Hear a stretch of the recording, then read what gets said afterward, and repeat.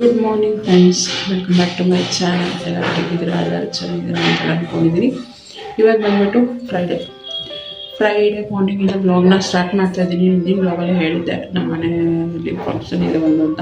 ನಮ್ಮ ಮನೇಲಿ ಮೀನ್ಸ್ ನಮ್ಮ ಬಿಲ್ಡಿಂಗಲ್ಲಿ ಮೇಲ್ಗಡೆ ಮನೆ ಮಗುದು ನಾಮಕರಣ ಇದೆ. ಸೊ ಹಾಗಾಗಿ ಎಲ್ಲ ಕೆಲಸ ಮುಗಿಸಿ ರೆಡಿಯಾಗಿದ್ದೀನಿ.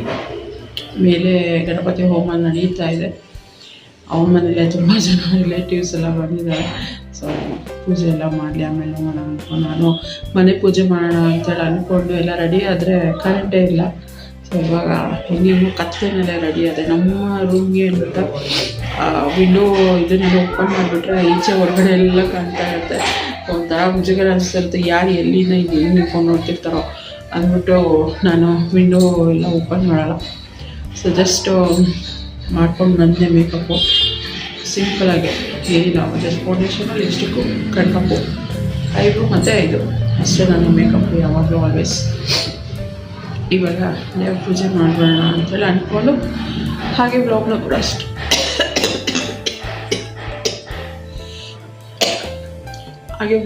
ಸ್ಟಾರ್ಟ್ ಮಾಡಿದ್ದೀನಿ. ವಿಡಿಯೋ ಇಷ್ಟ ಆದರೆ ಪ್ಲೀಸ್ ಲೈಕ್, ಕಮೆಂಟ್, ಶೇರ್ ಮಾಡೋದನ್ನ ಮರಿಬೇಡಿ. ಚಾನಲ್ಗೆ ಹೊಸಬ್ರಾದ್ರೆ ಇನ್ನೂ ಕೂಡ ನನ್ನ ಚಾನಲ್ನ ಸಬ್ಸ್ಕ್ರೈಬ್ ಮಾಡ್ಕೊಳ್ದೆ ನೋಡ್ತಾ ಇದ್ದರೆ ಪ್ಲೀಸ್ ನನ್ನ ಚಾನಲ್ನ ಸಬ್ಸ್ಕ್ರೈಬ್ ಮಾಡ್ಕೊಂಡು ನನಗೆ ಸಪೋರ್ಟ್ ಮಾಡಿ. ಸೊ ನೋಡ್ತೀನಿ, ಹೂವೆಲ್ಲ ಮುಡಿಸಿ ಎಲ್ಲ ರೆಡಿ ಮಾಡೋ ಅಷ್ಟರಲ್ಲಿ ಕರೆಂಟ್ ಬರುತ್ತಾ ಅಂತ. ಬಂದರೆ ಓಕೆ, ಇಲ್ಲಾಂದರೆ ಹಾಗೆ ದೀಪ ಹಚ್ತೀನಿ. ನನಗೇನಂದರೆ ದೇವ್ರ ಮನೆಯಲ್ಲಿ ಲೈಟ್ ಉರಿತಾ ಆಗಬೇಕು. ನಾನು ದೀಪ ಹಚ್ಚಿದಾಗ ಒಂಥರ ಕತ್ಲೆ ಥರ ಇದ್ದರೆ ನನಗೆ ಒಂಥರ ಹಿಂಸೆ ಅನಿಸ್ತಾ ಇರುತ್ತೆ, ಏನೋ ಒಂಥರ ಪಿಚ್ ಅನ್ನಿಸ್ತಾ ಇರುತ್ತೆ. ಹಾಗಾಗಿ ನೋಡೋಣ, ಎಲ್ಲ ರೆಡಿ ಮಾಡೋಷ್ಟು ಕರೆಂಟ್ ಬಂತು ಅಂದರೆ ದೀಪ ಕೂಡ ಹಚ್ತೀನಿ, ಇಲ್ಲ ಹಾಗೆ ದೀಪ ಹಚ್ತೀನಿ ಅಷ್ಟೇ. ದೀಪದ ಬೆಳಕು ಚೆನ್ನಾಗಿ ಕಾಣುತ್ತೆ. ಸೊ ದೀಪ ಹಚ್ಚೋಷ್ಟರಲ್ಲಿ ಕರೆಂಟ್ ಬರುತ್ತೆ ಅಂದ್ಕೊಂಡೆ, ಬರಲಿಲ್ಲ. ಹಾಗೆ ಪೂಜೆ ಮಾಡಿಬಿಟ್ಟು ಮೇಲೊಂದ್ಸಲ ಹೋಗಿ ನೋಡ್ಕೊಂಡು ಬರೋಣ, ಹೋಮ ಎಲ್ಲ ಸ್ಟಾರ್ಟ್ ಮಾಡಿದಾರ ಅಂಥೇಳಿ ಹೋದೆ. ಬಟ್ ಇನ್ನೂ ಪೂಜೆ ಮಾಡ್ತಾಯಿದ್ರು ಅವರು, ಗಣಪತಿ ಹೋಮ ಸ್ಟಾರ್ಟ್ ಆಗಿರಲಿಲ್ಲ. ಮತ್ತು ಎಲ್ಲ ಅವ್ರ ಮನೇಲೂ ಕೂಡ ರಿಲೇಟಿವ್ಸ್ ಎಲ್ಲ ಬಂದಿದ್ರಲ್ಲ, ಅವರು ಎಲ್ಲ ಕೂತ್ಕೊಂಡಿದ್ರು. ಸೊ ನಾನು ಸ್ವಲ್ಪ ಹೊತ್ತು ಇದ್ಬಿಟ್ಟು ಆಮೇಲೆ ನಾನು ಕೆಳಗಡೆ ಬಂದೆ, ಪೂಜೆ ಎಲ್ಲ ಮುಗಿಲಿ ಆಮೇಲೆ ಹೋಗೋಣ ಅಂಥೇಳಿ. ಸೊ ಪಾರ್ಕಿಂಗಲ್ಲೇ ಊಟದ್ದು ಎಲ್ಲ ವ್ಯವಸ್ಥೆ ಮಾಡ್ಕೊಂಡಿದ್ರು. ಆಮೇಲೆ ಕರೆಂಟ್ ಬಂತು, ಹೋಗೋಣ ಅಂತ ಅನ್ನೋ ಅಷ್ಟರಲ್ಲಿ ಏನೂ ಗೊತ್ತಿಲ್ಲ ನನಗೆ, ಸಿಕ್ಕಾಬಟ್ಟೆ ಹೆಡ್ಡೇಕು. ಯಾವ ರೀತಿ ಅಂತ ಹೇಳಿದ್ರೆ, ಅಂದರೆ ನನಗೆ ಆಲ್ರೆಡಿ ಪೀರಿಯಡ್ಸ್ ಟೈಮ್ ಇತ್ತು. ಸೊ ಆ ಟೈಮಲ್ಲಿ ಇದ್ದಾಗ ಸಮ್ಟೈಮ್ಸ್ ಆ ಥರ ನನಗೆ ಹೆಡ್ಡೇಕ್ ಸ್ಟಾರ್ಟ್ ಆಗುತ್ತೆ. ಅದೇ ರೀತಿ ಇದಾಯ್ತಾ, ಅಲ್ಲಿಂದ ಹಿಂದೆ ಮತ್ತೆ ನಾನು ಹುಷಾರು ತಪ್ಪಿಬಿಟ್ಟೆ. ಸೊ ಆವತ್ತಿನ ದಿನ ಅಂತೂ ನಾನು ಫಂಕ್ಷನ್ಗೂ ಹೋಗೋಕ್ಕಾಗಲಿಲ್ಲ, ಜೊತೆಗೆ ನಾನು ವೀಡಿಯೋನೂ ಕಂಟಿನ್ಯೂ ಮಾಡಲಿಲ್ಲ. ಸೊ ಆಮೇಲೆ ಸಂಜೆ ಹೋಗ್ಬಿಟ್ಟು ಮಾತಾಡಿಸ್ಕೊಂಡು ಮಗುಗೆ ಪ್ರೆಸೆಂಟೇಷನ್ ಕೊಟ್ಬಿಟ್ಟು ಮಾತಾಡಿಸ್ಕೊಂಡು ಬಂದ್ವಿ ಅಷ್ಟೇ. ಫಂಕ್ಷನ್ಗೆಲ್ಲ ಏನೂ ಹೋಗಲಿಲ್ಲ. ಇದು ಬಂದುಬಿಟ್ಟು ಸಂಡೇ ಕ್ಲಿಪ್ಪಿಂಗ್ಸು. ನಾನು ಹುಷಾರಿರಲಿಲ್ಲ ಅಂಥೇಳಿ ಮತ್ತೆ ವಿಡಿಯೋ ಕಂಟಿನ್ಯೂ ಮಾಡಲಿಲ್ಲ. ಸಂಡೇ ಮಧ್ಯಾಹ್ನ ಬಿರಿಯಾನಿ ಮಾಡಿ ಚಿಕನ್ ಫ್ರೈ ಮಾಡಿದೆ. ಸೊ ತಿಂದ್ಬಿಟ್ಟು ಅಪ್ಪ ಮಗ ಇಬ್ಬರು ಕೂತಲ್ಲೇ ನಿದ್ದೆ ಮಾಡ್ತಾಯಿದ್ರು. ಅದನ್ನೇ ಕ್ಲಿಪ್ಪಿಂಗ್ ತೊಗೋತಾ ಇದ್ದ ನನ್ನ ಮಗ. ಸಡನ್ನಾಗಿ ಅವನಿಗೆ ಫ್ಲ್ಯಾಶ್ ಆಯಿತು ಅಂತ ಅಂದ್ಕೋತೀನಿ.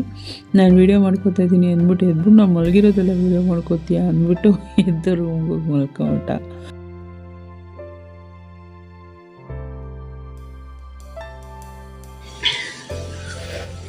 ಬಿಸಿ ಬಿಸಿ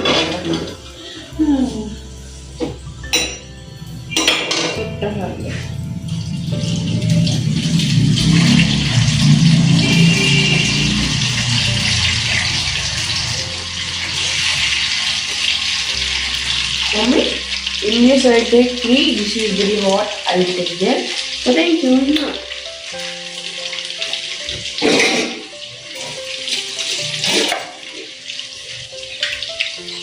ಗುಡ್ ಈವ್ನಿಂಗ್ ಫ್ರೆಂಡ್ಸ್. ನಾನು ಬ್ಲಾಗ್ ಸ್ಟಾರ್ಟ್ ಮಾಡಿ ಬಂದ್ಬಿಟ್ಟು ಫ್ರೈಡೆಯಿಂದ ಬ್ಲಾಗ್ ಸ್ಟಾರ್ಟ್ ಮಾಡಿ ಅದಾದಮೇಲೆ ಬ್ಲಾಗೇ ಮಾಡ್ಕೊಂಡಿಲ್ಲ. ಬ್ಲಾಗ್ ಮಾಡೋಕ್ಕೆ ಇಂಟ್ರೆಸ್ಟು ಇರಲಿಲ್ಲ ನನಗೆ. ಆ್ಯಕ್ಚುಲಿ ಇವತ್ತು ಕೂಡ ಇಲ್ಲ, ಯಾವಾಗ ಗೊತ್ತಿಲ್ಲ. 3 ಡೇಸಿಂದ ಒಂಥರ ಕೋಲ್ಡ್ ಆಗಿದೆ, ಫೀವರ್ ಇದೆ, ಪ್ಲಸ್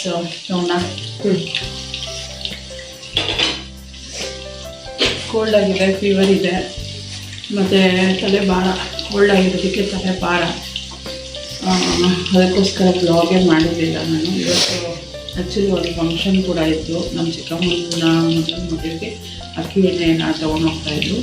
ಅಕ್ಕಿ ಎಣ್ಣೆ ಅಂದರೆ ನಮ್ಮ ಕಡೆ ಬಾಣ್ತಿಗೆ 3ನೇ ತಿಂಗಳಲ್ಲಿ ಅಕ್ಕಿ ಎಣ್ಣೆ ತೊಗೊಂಡೋಗಿ ಕೊಡ್ತಾರೆ. ತಂದೆ ಅಂದರೆ ಗಂಡನ ಮನೆ ಕಡೆಯವರು ತೊಗೊಳಕ್ಕೆ ಕೊಟ್ಟು ಬರ್ತಾರೆ. ಅದನ್ನು ಹೇಳಿದ್ದೆ ಅವ್ರಿಗೆ, ನಾನು ಬರ್ತೀನಿ ಅಂತ ಕೂಡ ಹೇಳಿದ್ದೆ. ಬಟ್ ಲಾಸ್ಟ್ ಮೂಮೆಂಟಲ್ಲಿ ನನ್ನ ಮಗನಿಗೆ ಟ್ಯಾಲೆಂಟ್ ಸರ್ಚ್ ಎಕ್ಸಾಮಿನೇಷನ್ ಆರ್ಗನೈಸ್ ಮಾಡಿದ್ರು ಅವ್ರ ಸ್ಕೂಲಲ್ಲಿ. ಆ್ಯಕ್ಚುಲಿ ನಾನು ಬೇರೆ ಹೊರಗಿನವರು ಅಂತ ಅಂದ್ಕೊಂಡಿದ್ದೆ, ಅಂದರೆ ಒಳಗಡೆ ಸ್ಟೂಡೆಂಟ್ಗಳಲ್ಲ ಹೊರಗಿನವರು ಅಂತ. ಬಟ್ ಒಳಗಡೆ ಸ್ಟೂಡೆಂಟ್ಗಳು ಒಂದಷ್ಟು ಜನ ಸೆಲೆಕ್ಟ್ ಆಗಿದ್ರಂತೆ, ಅಂದರೆ ಅಬೌವ್ 90% ಅಥವಾ 90% ತೆಗೆದಿಟ್ಕೊಂಡು ಕೂಡ ಸೆಲೆಕ್ಟ್ ಆಗಿದ್ದಾರೇನೋ ಗೊತ್ತಿಲ್ಲ ನನಗೆ. ಅದರಲ್ಲಿ ನನ್ನ ಮಗ ಕೂಡ ಸೆಲೆಕ್ಟ್ ಆಗಿದೆ ಇವತ್ತು. ಸೊ ಹಂಗಾಗಿ ಇವತ್ತು ಹೋಗಿ ಎಕ್ಸಾಮ್ ಬರ್ಬಿಟ್ಟು ಬಂದ. ಹೆಂಗೆ ಬಂದಪ್ಪ? ಇನ್ನೂ ಎಷ್ಟು ಎಕ್ಸಾಮ್? ಇನ್ನೂ 2 ಎಕ್ಸಾಮ್ ಏನೋ ಇದೆಯಾ ಅಂತ ನನಗೆ ಗೊತ್ತಿಲ್ಲ. ಅದಕ್ಕೆಲ್ಲ ರೂಲ್ಸ್ ರೆಗ್ಯುಲೇಷನ್ ಗೊತ್ತಿಲ್ಲ. ಅದು 2 ಎಕ್ಸಾಮಲ್ಲಿ ಪಾಸ್ ಆಗಬೇಕಾ, ಮತ್ತು ಎಷ್ಟು ಪರ್ಸೆಂಟೇಜ್ ತೆಗಿಬೇಕು ಒಂದು ಎಜುಕೇಷನ್ಗೆ, ಅದೆಲ್ಲ ನಂಗೆ ಗೊತ್ತಿಲ್ಲ. ಬಟ್ ಸೆಲೆಕ್ಟ್ ಆಗಿದ್ದಾನೆ, ಅದೇ ಒಂದು ಖುಷಿ ನನಗೆ. ಅದೇ ಒಂದು ಖುಷಿ, ಸೆಲೆಕ್ಟ್ ಆಗಿದ್ದಾನೆ ನನ್ನ ಮಗ ಎಕ್ಸಾಮ್ ಬರ್ಬಿಟ್ಟು ನಾನು. ಸರಿ, ಇವಾಗ ಅದಕ್ಕೋಸ್ಕರ ಇವತ್ತು ಅವ್ರ ಅಪ್ಪಂಗೆ ಬೇರೆ ಕೆಲಸ ಇತ್ತು ನೋಡಿ. ಅದೆಲ್ಲ ಅಂಟಿಸಿದ್ರೆ ಚೇರ್ ಮೇಲೆ ನನ್ನ ಮಗ ಅದನ್ನೇ ಇಟ್ಕೊಂಡು ಶಿಶಿರಿಯಸ್ 839 ನಂಬರ್ 8 ನಾನು ಇಲ್ಲೇ ಇಟ್ಕೊಂಡಿರ್ತೀನಿ. ಅದನ್ನ ಇಟ್ಕೊಂಬಂದವನೆ. ಏನು ಹೇಳ್ತಾ ಇದ್ದೆ, ನಮ್ಮ ಅಪ್ಪನ ಬೇರೆ ನಮ್ಮ ಅಪ್ಪನಿಗೆ ಅಂತೀನಿ. ಸೊ ಇವ್ರಪ್ಪನಿಗೆ ಬೇರೆ ಇವತ್ತು ಕೆಲಸ ಇತ್ತು, ಸಂಡೇ ಇದ್ದರೂ ಅವ್ರಿಗೆ ಕೆಲಸ ಇತ್ತು. ಇನ್ನು ಇವನೊಬ್ಬನೇ ಬಿಟ್ಟು ಹೋಗೋಕ್ಕೆ ನನಗೆ ಇಷ್ಟ ಆಗಲಿಲ್ಲ. ಜೊತೆಗೆ ನನಗೂ ಹೆಲ್ತ್ ಇಶ್ಯೂಸ್ ಇದ್ದಿದ್ದರಿಂದ ಹೋಗೋಕ್ಕೆ ನನಗೂ ಆಗಲಿಲ್ಲ. ಅದಕ್ಕೆ ನಾನು ಕ್ಯಾನ್ಸಲ್ ಮಾಡ್ಕೊಂಡೆ ಪ್ರೋಗ್ರಾಮ್ನ. ಬೆಳಗ್ಗೆ ನಾಷ್ಟಕ್ಕೆ ಚಿತ್ರಾನ್ನ ಮಾಡಿದೆ, ಮಧ್ಯಾಹ್ನ ಏನು ಮಾಡೋದು ಅಂತ ಇದನ್ನ ಚಿಕನ್ ತೊಗೊಂಡು ಇವಾಗ ಕಬಾಬ್ ಇಸ್ಕೊಂಡಿದ್ದೀನಿ. ಇವರು ಕಬಾಬ್ ತಿಂತಲ್ಲ. ಹೆಂಗಿದೆ ಕಬಾಬ್? ಚೆನ್ನಾಗಿದೆ. ಇವಾಗಲೂ ಸಖತ್ತು ಒಂಥರ ತಲೆ ಭಾರ, ಮೂಗಲ್ಲಿ ಸೋರ್ತಾ ಇತ್ತು, ನಿಂತಿದೆ ಇವಾಗ. ಹೇಳಬೇಕು ಅಂದರೆ ಬೆಳಗ್ಗೆಯಿಂದ ಒಂಥರ ಸೋರ್ತಾ ಇತ್ತು ಮೂಗಲ್ಲಿ. ರನ್ನಿಂಗ್ ನೋಸು ಇವಾಗ ಕಮ್ಮಿ ಆಗಿದೆ. ಫಸ್ಟ್ ಇವನಿಗೆ ಬರೋದು, ನನಗೇನೇ ಬಂದರೂ ಫಸ್ಟ್ ಇವನಿಗೆ ಬಂದಿರೋದು. ಇವನಿಗೆ ಕೋಲ್ಡ್ ಸ್ಟಾರ್ಟ್ ಆಗಿತ್ತು. ಕೋಲ್ಡ್ ಇವ್ರ ಪಕ್ಕ ಮಲ್ಗೋದ್ರಿಂದ ನನಗೆ ಬೇಗ ಅಟ್ಯಾಕ್ ಆಗುತ್ತೆ. ಫಸ್ಟ್ ಇವನಿಗೆ ಬರುತ್ತೆ, ಅವ್ನು ಕಮ್ಮಿ ಆಗಿ ನನಗೆ ಸ್ಟಾರ್ಟ್ ಆಗುತ್ತೆ. ನನಗೆ ಇವತ್ತು ಪರವಾಗಿಲ್ಲ. ಹೇಳಬೇಕು ಅಂದರೆ ರನ್ನಿಂಗ್ ನೋಸ್ ಕಮ್ಮಿ ಆಗಿದೆ. ಅದಕ್ಕೆ ತಲೆ ಭಾರ ಮಾತ್ರ ಸ್ವಲ್ಪ ಇದೆ. ನನಗೆ ಏನು ಊಟ ಗೀಟ ಇವಾಗೆಲ್ಲ ಬೇಡ ಸದ್ಯಕ್ಕೆ. ನಮ್ಮ ಮನೆಯಲ್ಲಿ ಇವಾಗ ನೋಡಿದ್ರೆ ಅಮೃತಾಂಜನ್ ಬೇರೆ ಖಾಲಿ ಆಗಿದ್ದು ನಾನು ಹಚ್ಕೊಳ್ಳೋದು. ಅದಕ್ಕೆ ಅದೊಂದು ತೊಗೊಂಡು ಕೊಟ್ಬಿಟ್ಟು ನೀರಿಗೆ ಹೋಗಿದ್ದಾರೆ ತೊಗೊಂಬರೋದಕ್ಕೆ. ಒಂದು ನಾವು ಕಬಾಬ್ ಒಂದು ಮಾಡಿಕೊಟ್ಬಿಟ್ಟು ಊಟಕ್ಕೆ ಬಿರಿಯಾನಿ ಮತ್ತು ಫ್ರೈ ಮಾಡಿದೆ. ಸೊ ಇನ್ನೇನು ಇವಾಗ ಅಡುಗೆ ಮಾಡೋವಂಥದ್ದು ಏನಿಲ್ಲ. ಕಬಾಬ್ ಒಂದು ಬೇಯಿಸ್ಕೊಟ್ಬಿಟ್ಟು ಅವರು ಕೂಡ ಊಟ ಆಯಿತು. ಇವಾಗ ತಿಂದು ಹೋದ್ರು, ನಾವು ಊಟಕ್ಕೆ ಅಷ್ಟೇ. ನಾನು ಹೋಗಿ ಮಾತ್ರೆ ಹಾಕ್ಕೊಂಡು ಅಮೃತಾಂಜನ್ ತಿಕ್ಕೊಂಡು ಚೆನ್ನಾಗಿ ನೋಡ್ಕೊತೀನಿ. ಬ್ಲಾಗ್ ಸ್ಟಾರ್ಟ್ ಮಾಡಿ 2 ಡೇಸ್ ಆಯಿತು. ನಿಮ್ಮ ಹತ್ರ ಫೇಸ್ ಟು ಫೇಸ್ ಮಾತಾಡೋಕ್ಕಾಗಿಲ್ಲ, ಮತ್ತು ಕಂಟಿನ್ಯೂ ಕೂಡ ಮಾಡೋಕ್ಕಾಗಿಲ್ಲ. ಅದರಲ್ಲಿ ನಾನು ಮಾತಾಡ್ತಾ ಇದ್ದೀನಿ ಅಂದ್ಕೊಂಡು. ಇಲ್ಲಾಂದರೆ ನಿಜವಾಗ್ಲೂ ಅದನ್ನು ಕೂಡ ಮಾಡೋಕ್ಕೆ ನನಗೆ ಇಂಟ್ರೆಸ್ಟ್ ಇರಲಿಲ್ಲ, ಹೇಳಬೇಕು ಅಂತಂದರೆ. ಏನು ಮಾಡೋದು, ಆ್ಯಕ್ಚುಲಿ ನಾನೊಂದು ಸೀರೆಗೆ ಕುಚ್ಚು ಕಟ್ಕೊಳ್ಳೋಣ ಮತ್ತು ಒಂದಷ್ಟು ಸ್ಯಾಂಪಲ್ ಮಾಡೋಣ ಏನೇನೋ ಅನ್ಕೊಂಡು ಪ್ಲ್ಯಾನ್ ಮಾಡ್ಕೊತೀನಿ. ಮತ್ತು ಇದರಲ್ಲಿ ಈ ಥರ ಎಲ್ಲ ತಗೊಳ್ತೀನಿ ಆಗ್ಬಿಡುತ್ತೆ. ಏನಾಗುತ್ತೆ ನೋಡೋಣ. ನಾಳೆಯಿಂದ ಫ್ರೆಶ್ ಡೇನ ಸ್ಟಾರ್ಟಪ್ ಮಾಡೋಣ ಅಂತ ಅನ್ಕೊಂಡಿದ್ದೀನಿ. ಮಾರ್ನಿಂಗಿಂದ ಬ್ಲಾಗ್ನ ಕಂಟಿನ್ಯೂ ಮಾಡ್ತೀನಿ. ಹೇಳ್ಬೇಕು ಅಂತ ಮೇಡಮ್.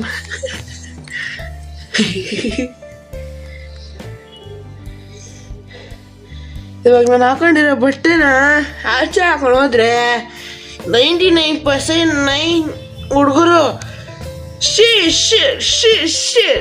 ಶೀರ್ ಅಂತಾರೆ, ಗೊತ್ತಾ ಮೇಡಮ್? ಬೇರೆಯವ್ರು ಹಾಕೊಂಡ್ರೆ ಏನನ್ನಲ್ಲ, ಬರೀ ಉಷಾ ಅವ್ರ ಮಗ ಹಾಕೊಂಡ್ರೆ ಮಾತ್ರ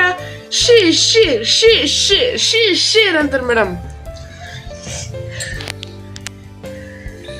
ಇವಾಗ ನಾನು ಬರ್ದಿದ್ದೀನಲ್ಲ ಮೇಡಮ್ ಈ ಬುಕ್ಕು, ಇವಾಗ ಜಸ್ಟ್ ಚಿನ್ನದ ಪೆನ್ನಿಂದ ಬರ್ದಿದ್ದೀನಿ ಮೇಡಮ್.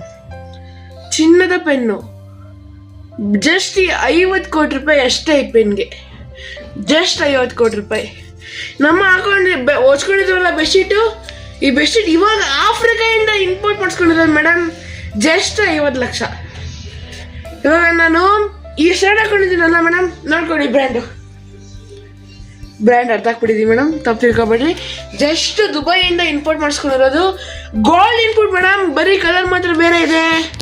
ನಿಜ ಮೇಡಮ್, ಜಸ್ಟ್ ವರ್ತ್ ಮೇಡಮ್. ಇದು 1.5 CR madam, that's all madam, really madam.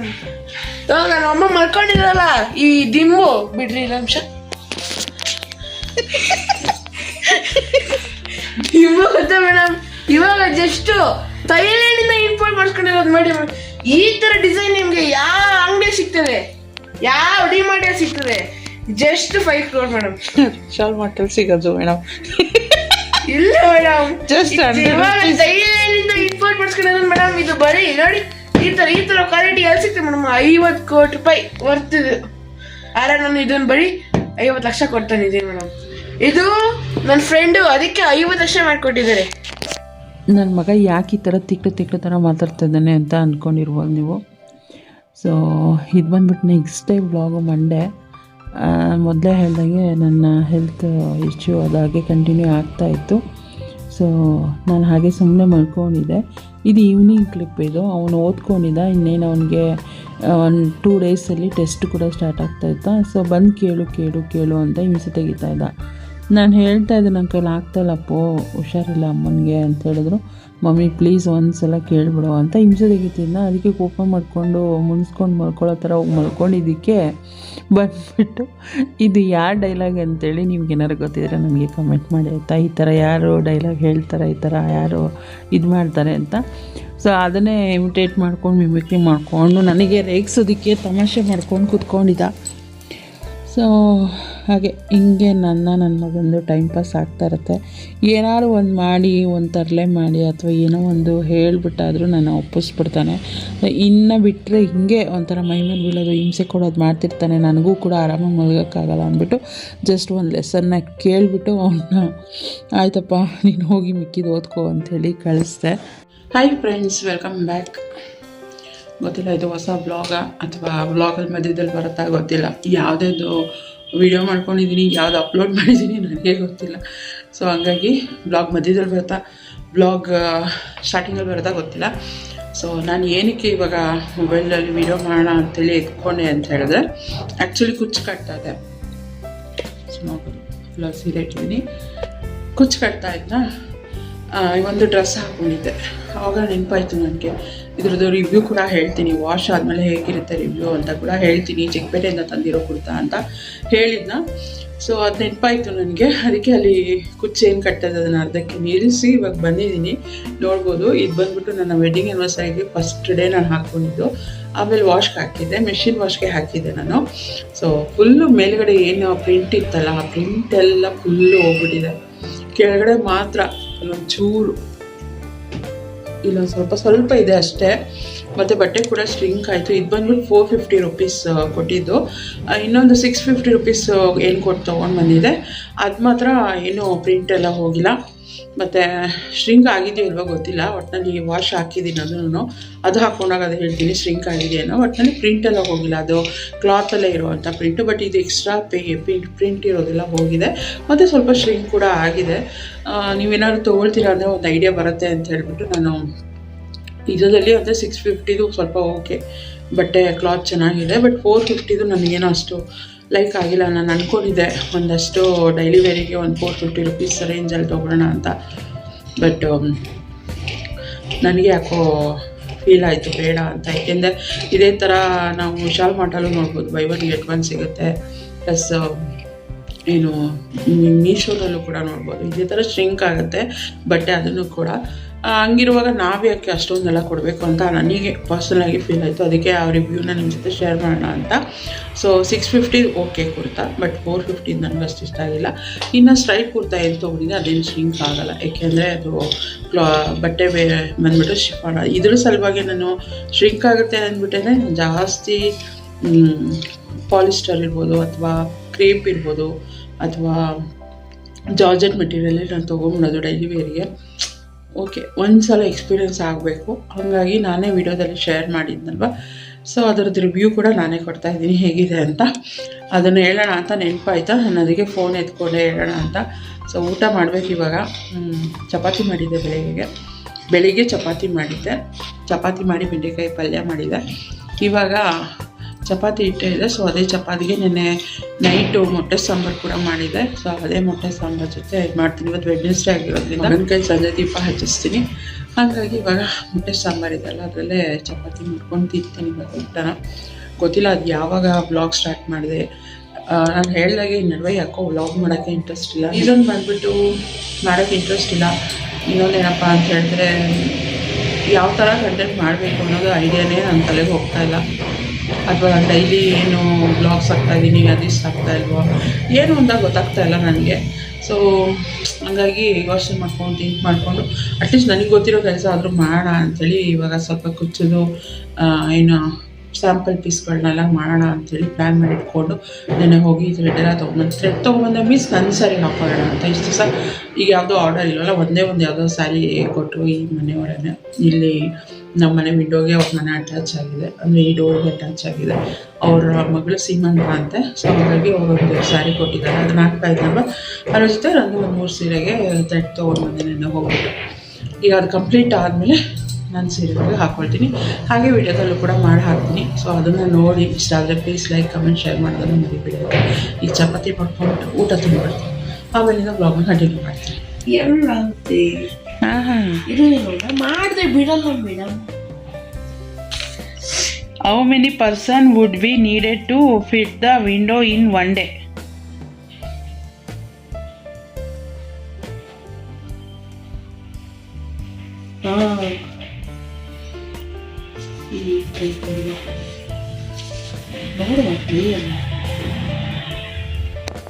ಅಲ್ಲಿ ನೋಡ್ಕೊಬಿಟ್ಟೇನು? ನೋಡ್ಕೊಂಡೇನು? ಇಲ್ಲಿ ನೋಡ್ಕೋತಾ ಇದ್ದೇನು? ಈ ಥರ ಮೋಸ ಮಾಡ್ಬೋದೇನು? ಗೊತ್ತಿಲ್ಲ, ರಿವೈಸ್ ಮಾಡ್ಕೊ ಹಂಗಾದ್ರೆ. ನೀನ್ ಕೊಡಕ್ ಇಷ್ಟ ಅಲ್ಲ ಮತ್ತೆ ಉಲ್ಟಾ ಅಷ್ಟೇ. ನಾನು 6 ಬರುತ್ತಲ್ಲ, ನಾನು ಹೆಂಗದು ಇಲ್ಲಿ ಬೇರೆ 6 days ಕೊಟ್ರಿ ಹೆಂಗೆ ಅಂತ. ಏನು ಉಲ್ಟಾ ಬರುತ್ತೆ ಅದು ಹೆಂಗೆ? ಆಮೇಲೆ 6 days ಬೇಕು ಅಂದ್ಮೇಲ, ಇಲ್ಲಿ 6 members ಬೇಕು ಅಷ್ಟೇ. ಒನ್ ಡೇ ಹೆಂಗ್ ಮಾಡಿದೆ ನೀನು? ತೋರ್ಸು, 6 person ಬಂದಿರೋ ತೋರ್ಸಲ್ಲಿ. ಇದು ನಮ್ಮ ಭಾರಿ ಮೋಸಗಾರರು ಇವರು. ನಾನೇನ್ ಮಾಡಿ ತೋರಿಸ್ತೀನಿ. ಟೆಸ್ಟ್ ಇವ್ರಿಗ ನನ್ಗ ಒಂದು ಗೊತ್ತಾಗಲ್ಲ ಫ್ರೆಂಡ್ಸ್. ನನಗಂತೂ ತಲೆ ಚಿಟ್ಟಿಡಿಯುತ್ತೆ. ಈ ಮ್ಯಾಚ್ ಬಂದ್ಬಿಟ್ರಂತೂ ಸಖತ್ ಹಿಂಸೆ. ಬೇರೆದಾದ್ರೆ ಸುಮ್ಮನೆ ಬಾಯಲ್ಲಿ ಕೇಳೋದು, ಇದನ್ನು ಮಾಡಿಸ್ಬೇಕಾ, ತಲೆ ಚಿಟ್ಟಿಡ್ದೋಗುತ್ತೆ ನನಗೆ. ಯಾವಾಗ ಇವನ್ ಟೆಸ್ಟ್ ಯಾವಾಗ ಮುಗ್ದೋಗುತ್ತೆ ಅಂತ ನಾನು ಕಾಯ್ತಾ ಇರ್ತೀನಿ. ನಿಜ ಅವ್ನ ಟೆಸ್ಟ್ ಮುಗಿಯುತ್ತೆ ಅಂದಿದ್ದಲ್ಲ, ಅಂದಿದ್ದ ದಿನ ನನಗೆ ಫುಲ್ ಖುಷಿ, ನನ್ನ ಮಗನ ಟೆಸ್ಟ್ ಮುಗೀತಿರತ್ತು ಅಂತ. ನೋಡ್ಕೊ, ಇವಾಗ ನಿಮಗೆ ತೋರಿಸ್ತೀನಿ ಅಂತ ಅಂದ್ಬಿಟ್ಟು ನೀಟಾಗಿ ಬರೆದಿದ್ದಾರೆ ಆಂಟಿ. ಏನ್ ತೋರಿಸ್ತೀಯ, ತೋರಿಸ್ಕೋ ಅಂತ ನೀಟಾಗಿ ಹಿಂಗೆ ನನ್ನ ಮುಂದೆ ಹಾಕ್ತಾರೆ.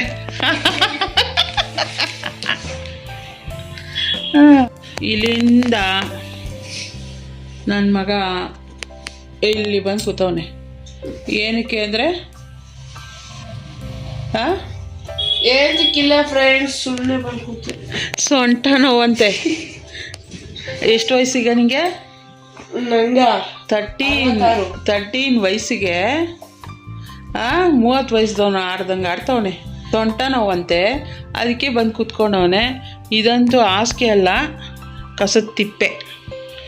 ಇದೇ ಫಸ್ಟ್ ಟೈಮ್ ಅನ್ಸುತ್ತಲ್ಲ ಈ ಹಾಸಿಗೆ ಮೇಲೆ ಕೂತ್ಕೊಂಡು ಮಾಡ್ತಾ ಇರೋದು ನೀನು. ಈ ಹಾಸಿಗೆ ಮೇಲೆ ಕೂತೇ ಇರಲಿಲ್ಲ, ಆ ಕಡೆ ರೂಮಲ್ಲಿ ಮಾಡ್ತಾ ಇದ್ದಿದ್ದು. ಈ ಥರ ಮ್ಯಾಚ್ ಎಲ್ಲ ಮಾಡಿಲ್ಲ ಬಾ, ಆ ಕಡೆ ರೂಮಲ್ಲಿ ಮಾಡಿರ್ತಾ ಇದ್ದಿದ್ದು. ಮಾಡಿಲ್ಲ, ಇಲ್ಲ ಇಲ್ಲ ಇಲ್ಲ ಇಲ್ಲ ಇಲ್ಲ. ಇರೋದು 3 ಲೆಸನ್. 5:30 ಕುತ್ಕೊಂಡಿದ್ದು, 6ಗೆ ಕುತ್ಕೊಂಡಿದ್ದು, 6ಗೆ ಕುತ್ಕೊಂಡಿದ್ದು. 9 o'clock ಆಗಿದೆ ಇವಾಗ. ಇಲ್ಲ ಇವಾಗ ಜಸ್ಟ್ ಮಾಡಿದ್ರೆ 8 o'clock ಇತ್ತು. 9 ಕಣೋ, 8:40.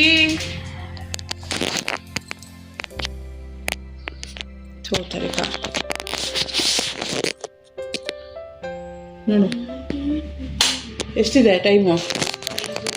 8:45, 8:43 ಆಗಿದೆ. ಇನ್ನು ಓನ್ಲಿ 7 minutes ಅಲ್ಲ 17 minutes ದೇರ್ 9 o'clockಗೆ. ನನಗೆ ಬೆನ್ನು ನೋಡ್ತಾ ಇದೆ.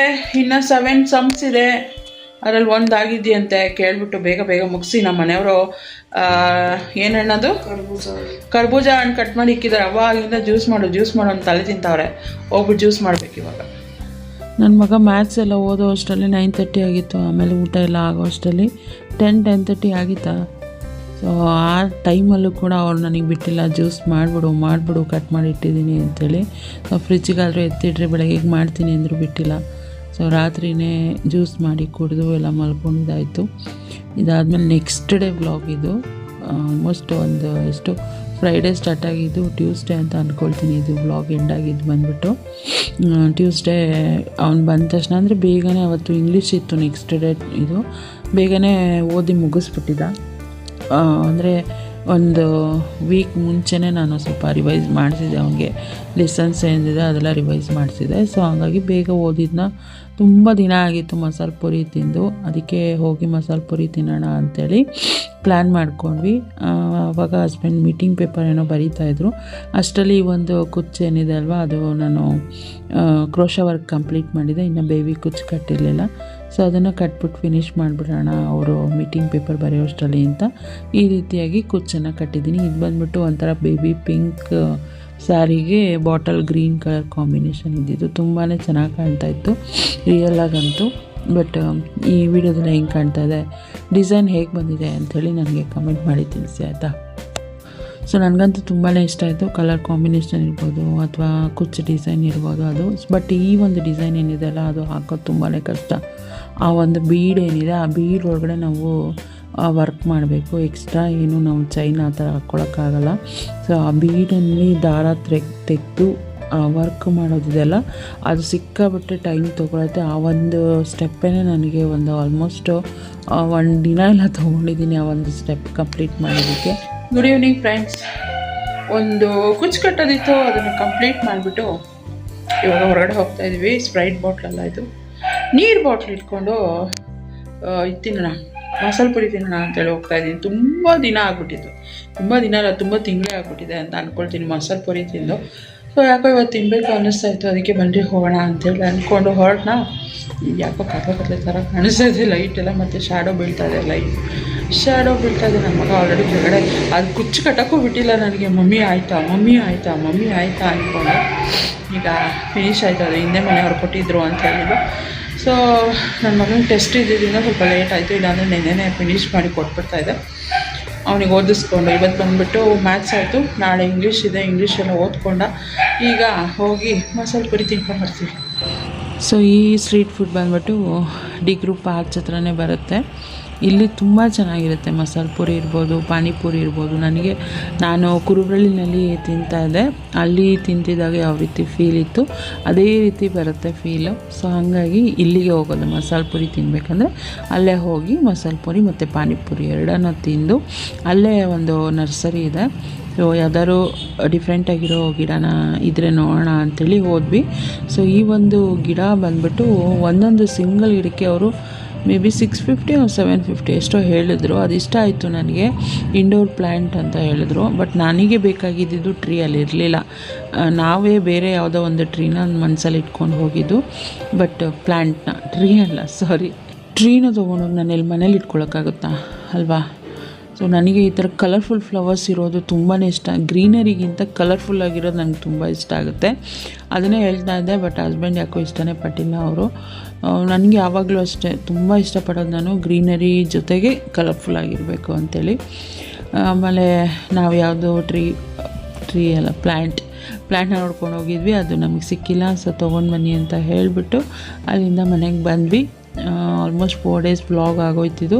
ಸೊ ಈ ಒಂದು ವ್ಲಾಗ್ನ ನಾನು ಇಲ್ಲಿಗೆ ಎಂಡ್ ಮಾಡ್ತೀನಿ. ಹೋಪ್ ಈ ಒಂದು ವಿಡಿಯೋ ಇಷ್ಟ ಆಗಿದೆ ನಿಮಗೆಲ್ಲ ಅಂತ ಅಂದ್ಕೊಂಡಿದ್ದೀನಿ. ಇಷ್ಟ ಆಗಿದ್ದರೆ ಪ್ಲೀಸ್ ಲೈಕ್, ಕಮೆಂಟ್, ಶೇರ್ ಮಾಡೋದನ್ನು ಮರಿಬೇಡಿ. ಚಾನಲ್ಗೆ ಹೊಸಬ್ರಾಗಿದ್ದರೆ ಇನ್ನೂ ಕೂಡ ನನ್ನ ಚಾನಲ್ನ ಸಬ್ಸ್ಕ್ರೈಬ್ ಮಾಡ್ಕೊಳ್ದೆ ನೋಡ್ತಾ ಇದ್ದರೆ ಪ್ಲೀಸ್ ಫ್ರೆಂಡ್ಸ್ ನನ್ನ ಚಾನಲ್ನ ಸಬ್ಸ್ಕ್ರೈಬ್ ಮಾಡ್ಕೊಂಡು ನನಗೆ ಸಪೋರ್ಟ್ ಮಾಡಿ. ಸಿಗ್ತೀನಿ ನೆಕ್ಸ್ಟ್ ವಿಡಿಯೋದಲ್ಲಿ. ಅಲ್ಲಿವರೆಗೂ ಥ್ಯಾಂಕ್ಸ್ ಫಾರ್ ವಾಚಿಂಗ್.